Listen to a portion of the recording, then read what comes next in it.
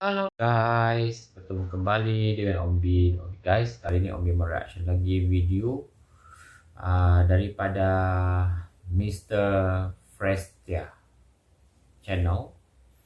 Oke. So guys, sebelum kita lebih jauh, kita bantu admin kita dulu, kita subscribe bersama. Jangan lupa tekan tombol lonceng dia. Lepas tu like dan share guys, supaya admin kita lagi bersemangat untuk buat video-video baru, konten-konten baru. Okay, Mr. Prestia channel. Okay, so guys, tajuk video kita kali ini dia kata bagaimana keadaan Indonesia dan letak geografisnya. Okay, gitu tajuk dia guys. So mungkin pada korang dan termasuk Obi juga yang belum tahu lagi pasal mungkin keadaan dan geografisnya di negara Indonesia. So kita melalui video ni guys, kita boleh sama-sama tengok.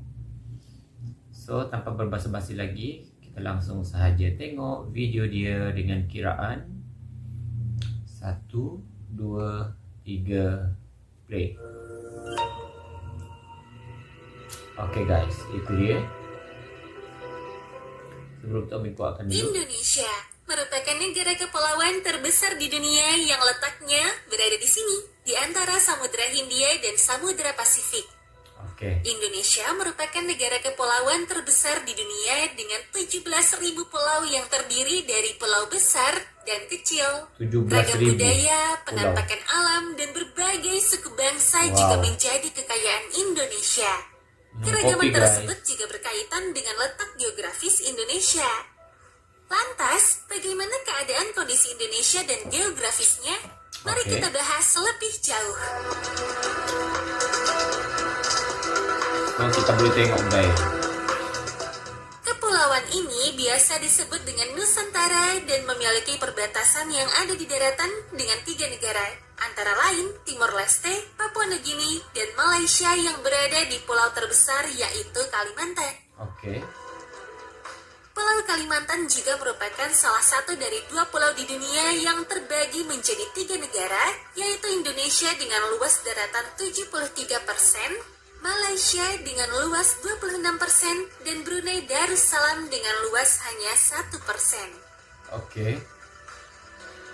Indonesia terbagi menjadi 34 provinsi dengan Jakarta yang menjadi ibu kota negara sekaligus kota terpadat yang terletak di Pulau Jawa. 34 provinsi guys. Pulau Jawa merupakan salah satu pulau terpadat di dunia dengan hampir setengah dari jumlah penduduk Indonesia tinggal di pulau ini. Kota-kota lainnya adalah Bandung dan Surabaya yang juga berada di Pulau Jawa. Kota besar lainnya yang berada di luar Pulau Jawa adalah Medan yang terletak di Pulau Sumatera, tepatnya di Sumatera Utara. Beberapa bandara terbesar yang ada di Indonesia antara lain adalah Bandara Internasional Soekarno-Hatta di Jakarta, Bandara Internasional Ngurah Rai di Denpasar, Bali, serta Bandara Internasional Juanda yang berada di Surabaya. Sampai saat ini masih terdapat beberapa argumen mengenai berapa banyak jumlah pulau yang dimiliki oleh Indonesia. Menurut data dari Badan Informasi Geospasial pada tahun 2021, Indonesia memiliki sekitar 17.000 pulau. Jumlah itu berarti ada penambahan 229 pulau jika dibandingkan dengan yang tercatat pada Gazeter Republik Indonesia pada tahun 2020, yaitu 16.771 pulau. Sementara menurut Lembaga Penerbangan dan Antariksa Nasional atau LAPAN, Indonesia memiliki sekitar 18.300 pulau, sedangkan pemerintah Indonesia sendiri mengklaim bahwa ada sekitar 17.500 pulau yang tersebar di seluruh wilayahnya. Oke, dari sini sudah membuat kita bingung ya. Lalu siapa yang salah dan siapa yang benar? Ya, kita sendiri yang bisa menjawabnya. Kita harus bisa merapikan hal ini karena kan data itu menyangkut identitas negara Indonesia di mata internasional. Jika Indonesia memiliki data valid yang bisa dipertanggungjawabkan, itu bisa mempengaruhi kedaulatan di mata internasional. Sehingga Indonesia bisa lebih baik lagi mengembangkan sektor kelautan dan perikanan dibanding yang ada saat ini. potensi kelautan Indonesia memang masih sangat sedikit yang tergarap. Padahal potensinya sangat-sangat besar. Kita harapkan melalui penelitian ekspedisi kapal bisa membantu untuk memetakan kondisi terkini kemaritiman Indonesia. Dari sekian banyak pulau tersebut, sekitar 8.800 pulau telah memiliki nama dan ada lebih dari 900 pulau yang telah dihuni secara permanen.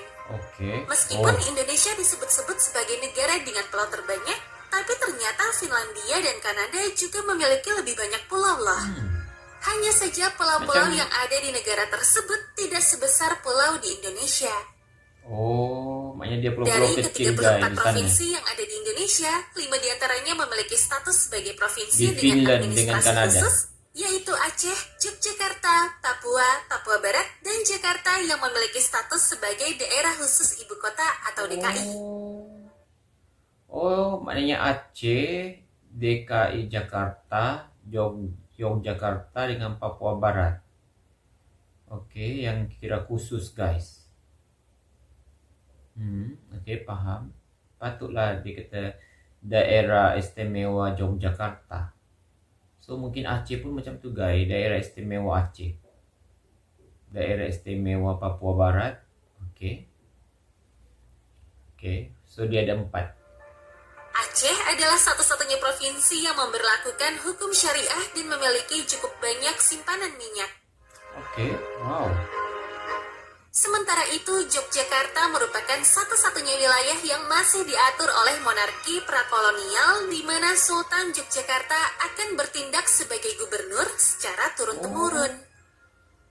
Jogja. Kemudian ada Papua dan Papua Barat yang sebelumnya secara kolektif menjadi satu provinsi bernama Irian Jaya. Tapi di tahun 2003, provinsi ini dibagi menjadi 2 wilayah. Bergabungnya Irian Jaya dengan Indonesia memang memiliki sejarahnya sendiri.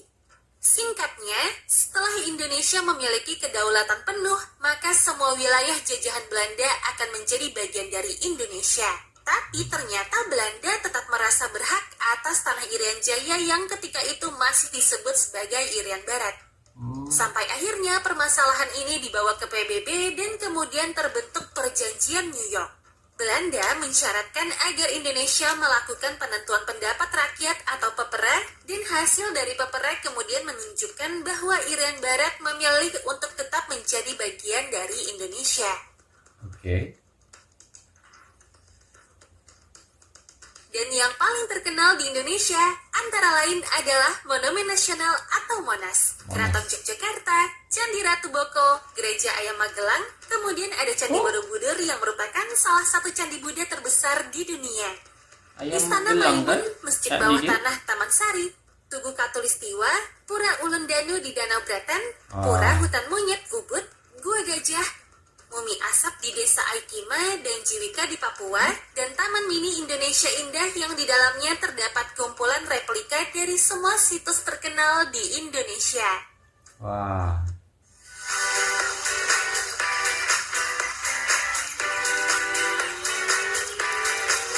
Terkenal di Indonesia. Indonesia terletak pada apa yang disebut sebagai landasan kontinen prasejarah yang dikenal dengan nama Daratan Sunda. Secara biogeografi, kawasan ini dikenal sebagai Sundaland atau Tanah Sunda. Di zaman es, dataran ini menghubungkan pulau-pulau yang terletak sebelum garis Wallace sampai kemudian es mencair dan mengisi area yang rendah. Yang cukup menarik adalah Indonesia tidak hanya berada di tepat di bagian paling berbahaya dari Ring of Fire atau cincin api, tapi juga terletak di antara 3 lempeng tektonik besar yaitu lempeng Eurasia, lempeng Pasifik, dan lempeng Indo-Australia dengan puluhan lempeng kecil dan pecahannya seperti lempeng Sunda, Timor, Banda, Maluku, dan sebagainya. Ini membuat Indonesia memiliki lebih dari 400 gunung berapi, lebih banyak dari negara manapun di dunia dengan lebih dari 130 gunung berapi aktif yang menjadikan Indonesia sebagai negara yang paling aktif secara vulkanik di dunia. Hal ini berarti bahwa dalam sehari saja Indonesia mengalami rata-rata sekitar 4 kali gempa bumi setiap harinya. Mulai dari 3 skala Richter yang tidak terasa sampai 6 skala Richter yang mulai terasa dan kita tidak pernah tahu kapan dan di mana gempa tersebut akan terjadi. Oke. Wow, menarik guys video ini. Meskipun demikian, gunung berapi bisa membawa dampak yang baik, terutama ketika posisinya terkonsentrasi di dekat garis khatulistiwa, karena iklim yang lebih hangat dan lembab memungkinkan uap air dan mineral untuk bersatu, lalu menciptakan beberapa jenis tanah yang paling subur di permukaan bumi. Pada akhirnya, Indonesia dianugerahi dengan keanekaragaman flora dan fauna yang melimpah, yang merupakan tertinggi kedua di dunia setelah Brazil. Kebanyakan floranya adalah spesies endemik, seperti Rafflesia arnoldi, atau bunga bangkai dan arum titan, yang merupakan bunga-bunga terbesar di dunia, dan keduanya memiliki bau busuk seperti bangkai. Indonesia juga memiliki mamalia terbanyak di seluruh dunia dan yang menjadi hewan nasionalnya adalah reptil terbesar di dunia dengan panjang sekitar 3 meter bernama komodo. Komodo banyak dijumpai di Pulau Komodo yang terletak di Nusa Tenggara Timur. Ada lagi satu. Tak dapat bayangkan guys, komodo tuh kayak dikecil sampai 3 meter lebih. Besarnya. Oke. Yang merupakan satu-satunya kera besar di Asia, yaitu orangutan. Orangutan. Yang hanya ditemukan di Kepulauan Indonesia, tepatnya di Sumatera dan Kalimantan. Oke. Sementara itu, gunung terbesar yang ada di Indonesia adalah Puncak Jaya yang ada di Papua, lalu sungai terpanjang adalah Sungai Kapuas yang mengalir di Pulau Kalimantan, yang hulunya dimulai di bagian paling timur pulau ini. Sementara itu, danau terbesarnya adalah Danau Toba yang juga merupakan danau vulkanik terbesar di dunia yang terletak di Sumatera Utara. Danau ini terbentuk akibat letusan Gunung Toba sekitar 74.000 tahun yang lalu, yang mengakibatkan musim dingin vulkanik di seluruh dunia. Dah lama kan? Letusannya sangat dahsyat hingga abu vulkanik dari letusan itu terbawa sampai ke Malawi di Afrika Timur. Di dekat Gunung Puncak Jaya terdapat Grasberg yang merupakan tambang emas dan tembaga terbesar di dunia. Oke. Gunung lainnya adalah Gunung Ijen yang berada di Pulau Jawa yang mengeluarkan lava berwarna biru. Di sini kalian bisa melihat para penambang balerang yang benar-benar masuk ke dasar kawah gunung berapi dan mempertaruhkan kesehatan mereka hanya untuk mendapatkan belerang. Fenomena alam yang unik lainnya yang bisa kalian temui di Indonesia adalah Danau Kelimutu di Flores yang memiliki 3 warna, serta Danau Ubur Cinak di Kakaban, Kalimantan. Cantik. Saat ini, Indonesia merupakan produsen nomor 1 minyak sawit, cengkeh, kayu manis, pala, kelapa, dan vanili. Wow. Makanan khas Indonesia yang telah dikenal luas di seluruh dunia antara lain adalah rendang, rendang, sate, soto, dan nasi goreng. Wow.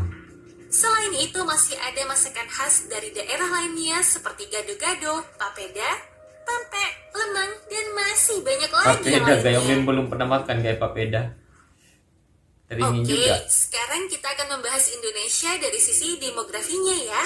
Berdasarkan data Administrasi Kependudukan per Juni 2021, populasi Indonesia ada sekitar 272,2 juta jiwa, di mana 137,5 jiwa adalah laki-laki dan 134,7 jiwa adalah perempuan. Jadi maknya penduduk lelaki dia lagi ramai, Indonesia guys. tercatat sebagai negara terpadat keempat di dunia dan juga merupakan negara dengan penduduk muslim terbesar. Indonesia juga memiliki lebih dari 300 kelompok etnolinguistik yang berbeda dan tersebar di seluruh wilayahnya. Meskipun demikian, 2 kelompok etnis terbesarnya adalah etnis Jawa sekitar 40%, Sunda sekitar 15%, dan selebihnya adalah kelompok-kelompok etnis yang lebih kecil seperti Batak, Minangkabau, Dayak, Papua, dan lain-lain. Sedangkan sekitar 5% dari keseluruhan kelompok etnis tersebut yaitu ada orang-orang non-pribumi seperti Tionghoa, Arab, India, dan bahkan beberapa orang Eropa. Satu hal yang menyatukan rakyat Indonesia adalah bahasa nasionalnya yaitu bahasa Indonesia. Indonesia juga dikenal sebagai negara tribahasa terbesar di dunia. Karena rata-rata penduduknya bisa menggunakan 3 bahasa berbeda yaitu bahasa Indonesia, bahasa daerah masing-masing, dan juga bahasa Inggris. Oke. Karena suku Jawa merupakan mayoritas suku yang ada di Indonesia, maka bahasa Jawa diperkirakan digunakan oleh sekitar 100 juta penduduk di Indonesia yang membuat bahasa Jawa tercatat sebagai bahasa minoritas non-resmi terbesar di dunia. Oke, wow. Bahasa Indonesia sendiri secara teknis lebih seperti turunan dari bahasa Melayu. Karenanya orang-orang Indonesia bisa mengerti sekitar 60-70% bahasa negara tetangganya yaitu Malaysia. Perbedaan terbesar terdapat pada kata-kata serapan karena Indonesia mendapat pengaruh bahasa Belanda sejak zaman kolonial. Selain itu, banyak juga kata-kata serapan yang berasal dari bahasa Arab karena mayoritas penduduknya adalah Muslim yang sudah sangat familiar dengan penggunaan bahasa Arab. Oke. Sekarang, jika kita ringkas secara berurutan, maka sejarah Indonesia berawal dari kerajaan Hindu, kerajaan Buddha, kerajaan Islam, lalu kedatangan Portugis, kemudian Belanda masuk, Jepang datang selama beberapa tahun dan menghilangkan sejumlah besar populasi. Kemudian kemerdekaan Indonesia yang dilanjutkan oleh kepemimpinan Soekarno, perebutan Papua berlanjut dengan kepemimpinan Soeharto, lalu terjadi era reformasi dan akhirnya sampai di era Presiden Joko Widodo. Wah. 6 agama yang diakui di Indonesia adalah Islam, Protestan, Katolik, Hindu, Buddha, dan Konghucu. Sebelum Islam masuk ke abad 13, mayoritas penduduk Indonesia merupakan pemeluk agama Hindu dan Buddha. Sampai saat ini masih terjadi perdebatan tentang bagaimana sebenarnya Indonesia bisa menjadi negara dengan mayoritas Muslim. Sebagian berpendapat bahwa hal ini disebabkan oleh kedatangan pedagang Arab yang datang pada awal milenium pertama, dan sebagian lainnya berpendapat bahwa hal ini berhubungan dengan penaklukan Kesultanan Malaka yang berperang melawan kerajaan Hindu dan Buddha, dan menurut sejarah, kedua hal ini seperti memang benar-benar terjadi. Dan menurut sejarah, kedua hal ini seperti memang benar-benar terjadi. Wilayah dengan mayoritas penduduk beragama Hindu adalah Bali, sementara wilayah Nusa Tenggara Timur dan Papua tetap didominasi oleh agama Kristen dikarenakan penginjilan yang dilakukan oleh Belanda dan Portugal. Budaya Islam di Indonesia sedikit berbeda dengan apa yang ada di Timur Tengah karena ada beberapa tradisi yang hanya dilakukan oleh orang-orang Islam di Indonesia seperti tradisi tahlilan yang dilakukan jika ada anggota keluarga yang meninggal, yang dilakukan sejak hari pertama sampai hari ke-7, hari ke-40, dan hari ke-100. Ada juga tradisi mudik, berkumpul dan berkeliling di malam takbiran menjelang Hari Raya Idul Fitri, di mana perayaan-perayaan semacam ini tidak ditemukan di Timur Tengah.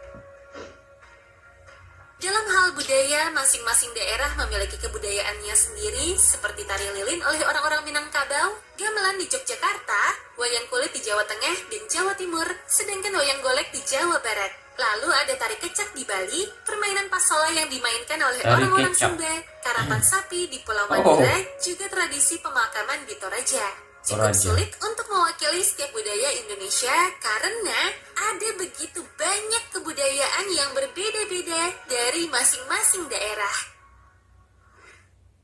Kita lanjut dengan hubungan internasional Indonesia dengan negara-negara lainnya di dunia ya. Indonesia juga menjadi satu-satunya negara di Asia Tenggara yang menjadi anggota G20, yaitu kelompok negara dengan perekonomian besar yang terdiri dari 19 negara dan Uni Eropa. Negara-negara Muslim di Timur Tengah juga menjalin hubungan baik dengan Indonesia. Selain itu, Indonesia juga menjadi negara dengan jemaah haji terbesar di Mekah, Arab Saudi. Amerika Serikat, Belanda, dan Australia adalah pendukung terbesar non-Asia bagi Indonesia. Selain perdagangan dan bisnis,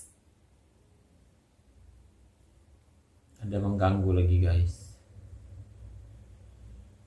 Sekejap. Amerika juga memiliki peranan besar dalam kemerdekaan Indonesia dan kedua negara ini bekerja sama selama masa Perang Dingin. Sebagai negara yang belum lama merdeka, Indonesia kesulitan membangun dan mensejahterakan rakyatnya. Namun, berkat Perang Dingin, bantuan untuk Indonesia mengucur baik dari Amerika Serikat maupun Uni Soviet. Oke. Salah satunya terlihat ketika Presiden Soekarno berambisi menunjukkan kehebatan Indonesia lewat Asian Games keempat yang diselenggarakan pada tahun 1962.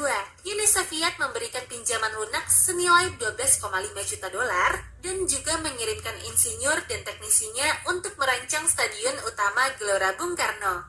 Perdana Menteri Uni Soviet Nikita Khrushchev turut hadir dalam perencanaan tiang pancang pertama pada 8 Februari 1960. Di sisi lain, Presiden Soekarno juga meminta bantuan pada Amerika Serikat. Pelaksanaan Asian Games keempat di Senayan dikhawatirkan akan membuat macet. Untuk mencegah hal itu terjadi, dibangun. Oke guys, so guys, video ini terlalu lengkap guys. Jadi pada orang yang nak tengok guys versi full dia, jangan lupa guys nanti tengok video asal dia, nanti Om letak dekat bawah link description box. So korang boleh tengok guys video dia. Wow, terbaik guys video ni. Om suka pula tengok video ni. Jembatan Semanggi yang kini kita kenal dengan nama Simpang Susun Semanggi. Jembatan Semanggi dibangun lewat uang Amerika Serikat. Gak cuma dibantu membangun jembatan Semanggi, Indonesia juga mendapat bantuan pembangunan jalan baru dari Cawang sampai ke Tanjung Priok, Jalan Jenderal Ahmad Yani, dan Maijen DI Panjaitan. Terus nih, masih banyak lagi bantuan dari Amerika kepada Indonesia. Hal ini menjadi cerita menarik yang sangat kompleks untuk diceritakan.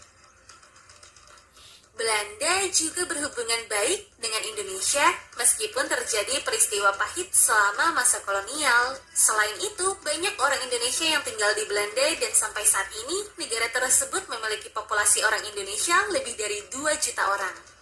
Wow. Australia juga banyak memberikan bantuan untuk Indonesia, terutama setelah bencana alam dahsyat yang terjadi di Indonesia. Sedangkan Jepang menjadi mitra ekspor-impor terbesar bagi Indonesia, dan kedua negara ini telah berhubungan baik selama lebih dari setengah abad lamanya.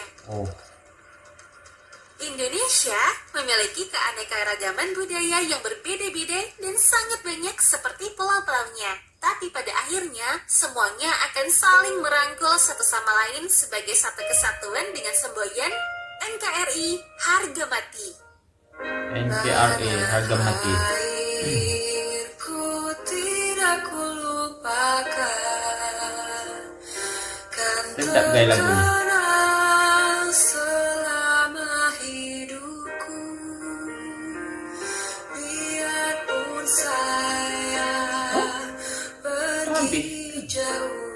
Happy guys video dia. Oh, amazing video.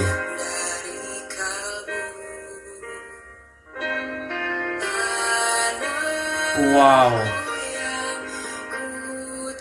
Cantiknya guys. Oh.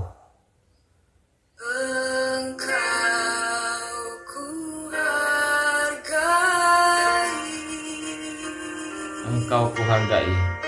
Tapi kan. Oh, wow. Terlalu sedap guys. Lagu tu.